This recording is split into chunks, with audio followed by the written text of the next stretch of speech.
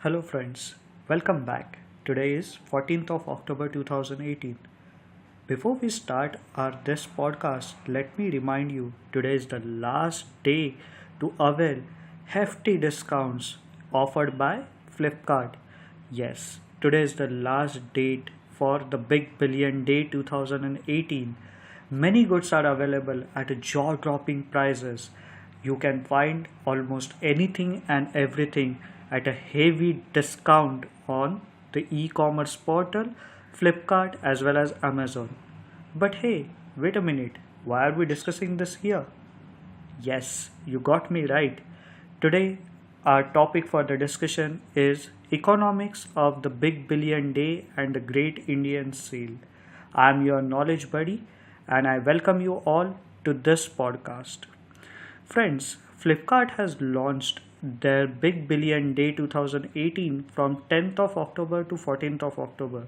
So as Amazon came up with the Great Indian Sale from 10th to 15th of October. Every year, e-commerce giant come up with such kind of a festive bonanza where major discounts are offered on various goods for limited period to lure customers. During this period, hard to believe schemes are introduced to maximize market share by hostile strategies. These strategies are providing to be successful and indeed hitting the nerves of the customers. If I have to give you some figures, then in year 2017, Flipkart sold gross merchandise value, that is nothing but GMV, of goods worth $1.5 billion during this 5 day season.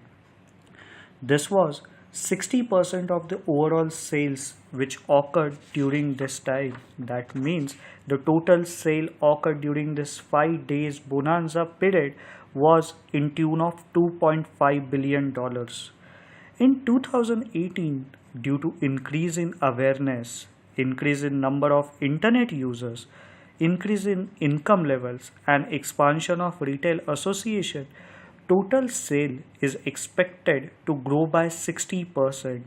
That means in this week, e-commerce giants are expected to perform the sales of $4 billion worth.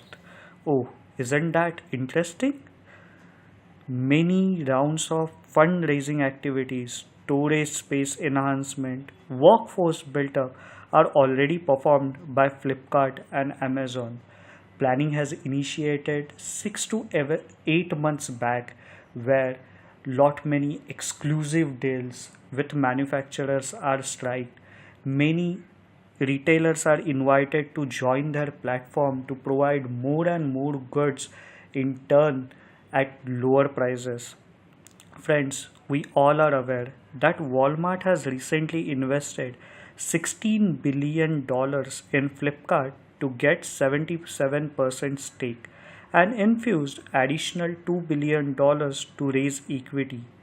Just before this festive bonanza season, they added $500 million more to provide strength to Big Billion Day 2018. Amazon is also equally attentive towards its competitors' move and added $750 million to its ammunition. Flipkart and Amazon are expected to jointly fuel up around 1 to 1.5 billion during this discount season. This leads us to think why these companies are doing this. Isn't they are fooling people? Are they just incurring the losses or are they providing substandard quality goods to masses? Let's understand the economics behind these kind of the activities.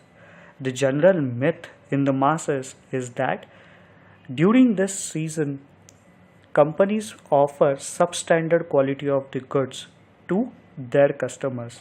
However, this is not the truth. But if this is not the truth, then are companies incurring heavy losses? And if so, why are they doing this? Let's analyze this one by one. First reason which comes to my mind is Companies are able to perform these kind of giant activities based on discounts provided by manufacturers. Deals are striked with manufacturers for exclusive launch, which we have seen for mobile companies, and of late it has become a fashion. It creates win-win situation for both manufacturers as well as e-commerce giant. Reason being, manufacturer need not to incur any storage costs, goods transportation costs, or any cost related to its marketing activity. So as e-commerce can get these goods at lower price, in turn providing more and more discounts on these. Second reason behind this could be economies of scales.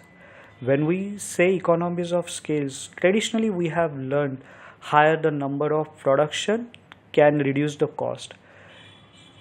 In this service industry or in this goods delivery platform, many goods or many products are placed as a part of a order with one vendor that reduces his or her transportation and administration cost, in turn enabling him to give more discounts to e-commerce giant, and that creates cutting edge offering from the e-commerce background. More discounts are generally provided on ancillary products. So friends, imagine an example whereby you purchase a mobile on Flipkart or Amazon and pushed several ads to buy the ancillary products with that mobile phones, like its cover, its holder, etc. Or consider if you buy a TV system, then you will be pushed ads for Bluetooth speaker, for surround sound, and many more like this. Though marketing will always be done for lucrative and famous goods, more discounts will always be available on ancillary goods, making these goods viable and tradable on e-commerce platform, generating higher sales value and revenue for retailer as well as e-commerce giant. Multi-product buyout. This is nothing but a psychology when we go to a mall. Though we have prepared a list of specific products which we need to buy, the goods and products are presented in the shelves in the mall so that we will get attracted to multiple other products or goods which are not in our list. Similarly, today is the world of a data science whereby our spending habits, our income levels, demographic details are generally available with the companies like Amazon and Flipkart, and they also use the similar psychology which mall builder use, is to present us a deal whereby they can maximize their sales. That means even if we log in onto their portal to buy particular good, we'll be ending up buying more than one product, in turn increasing their sales and somehow reducing their losses, which could be possible due to heavy discounts. Fifth and the foremost reason which comes to my mind is valuation gain.